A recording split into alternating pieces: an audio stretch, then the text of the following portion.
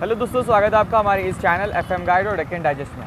दोस्तों, जिस तरह से आप जानते हैं कि एक साल का तवील सफ़र, महीनों का इंतज़ार और बहुत सालों की जद्दोजहद एक फ़ैसले पर आके थम गई है और थमी भी नहीं है बल्कि अभी भी जारी है। जिस तरह से हम जानते हैं कि पिछले साल 2020 के सितंबर में जैसे ही बीजेपी गवर्नमेंट ने इस बात का अनाउंसमेंट किया कि वो 3 फार्म लॉस लाने वाले हैं, जिसको लेकर के मुल्क भर के कई किसानों में गुस्सा था और वो सड़कों पर उतर आए। तो जिस तरह से हमने कई सारी चीज़ें देखी हैं पिछले एक साल से जो फार्मर प्रोटेस्ट चला आ रहा है। पहले रिपब्लिक डे को जितना भी हंगामा फसाद बरपा हुआ, इसके बाद लखीमपुर खीरी में किसानों को गाड़ी तले कुचल दिया गया।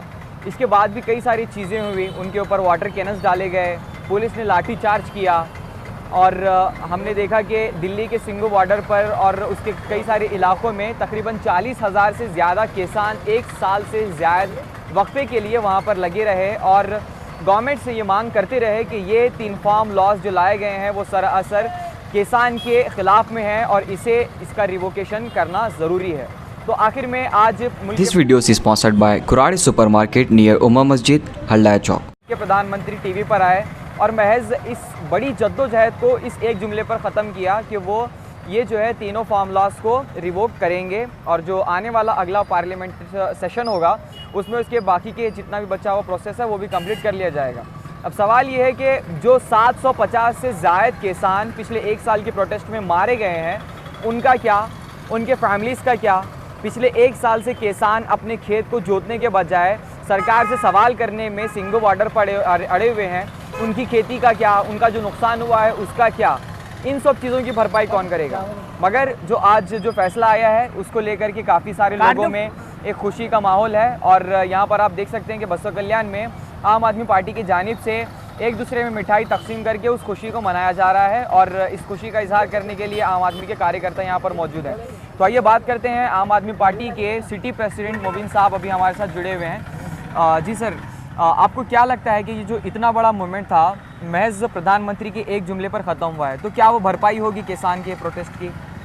नहीं, सबसे पहले मैं जो है आज 19 नवंबर को गुरु नानक जी की जयंती के दिवस पर जो माननीय नरेंद्र मोदी जी का जो कृषि कानून के ख़िलाफ़ विरोध में जो 3 बिल आए थे, उसको जो 2 जुमलों में आपने कहा है कि जो है किसानों को समझाने के बावजूद भी किसानों के कुछ लोग जो है इस बिल को नहीं माने, इसलिए हम ये बिल वापस ले रहे हैं। भारत देश में बसने वाले लगभग 60 से 70 करोड़ किसान रोड पर आकर कुछ बोले या ना बोले, लेकिन किसानों की जो लोग क़यादत कर रहे थे वो पूरे देश के किसानों की क़यादत कर रहे थे। आज का दिन शुभ दिवस जो गुरु नानक जी की जयंती का दिन है, उससे हम आज ये संदेश देना चाहते हैं और हम माननीय नरेंद्र मोदी जी का जो तीनों विरोधी बिल वापस लेने का जो है जो मुतालिबा है, हम चाहते हैं कि वो संसद से भी पास हो और जिन लोगों को इस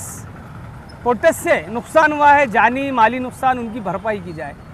लगभग 350 दिन से चाहे ठंड हो, चाहे धूप हो, चाहे बारिश हो, ये किसान डटे रहे और इनका ये संघर्ष लगभग 7 से 750 लोगों की जान इसमें गई। इनके लिए बेहतर से बेहतर जो है कंपटीशन देना चाहिए सरकार को और इनके लिए जॉब प्रोवाइड करना चाहिए सरकार को।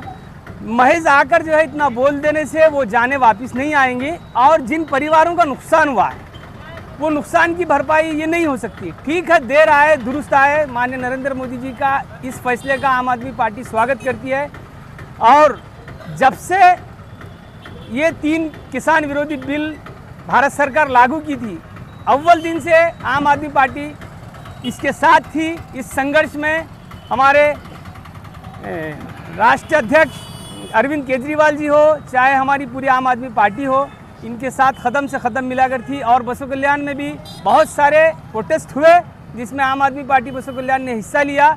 मैं आज किसानों को इस मौके पर मुबारकबाद देता हूं और हर भारतीय को मुबारकबाद देता हूं कि इस विरोधी बिल को वापस लेने की जो वजह है वो एक ही है कि किसान भारत के एकताई के साथ लड़े और उसका रिजल्ट आज उनके पास आया है।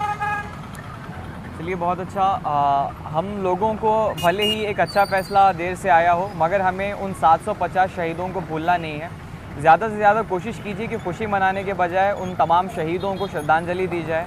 और अभी भी ये लड़ाई महज इतने पे ख़त्म नहीं होती है, बल्कि अब देखना ये है कि जो फार्मर्स डिनाई कर रहे हैं अपनी जगह से उठने के लिए, क्योंकि उन्हें अभी भी भरोसा नहीं है कि अगला जो पार्लियामेंट सेशन आएगा उसमें ये जो पूरा प्रोसेस है इसे ख़त्म करके जितने भी लॉज हैं उन्हें रिवोक किया जाएगा। अभी भी किसान वहीं पर बैठे हुए हैं, उनका ये कहना है कि जब तक ये सारा प्रोसेस ख़त्म नहीं हो जाता वो तब तक वहाँ से उठेंगे नहीं।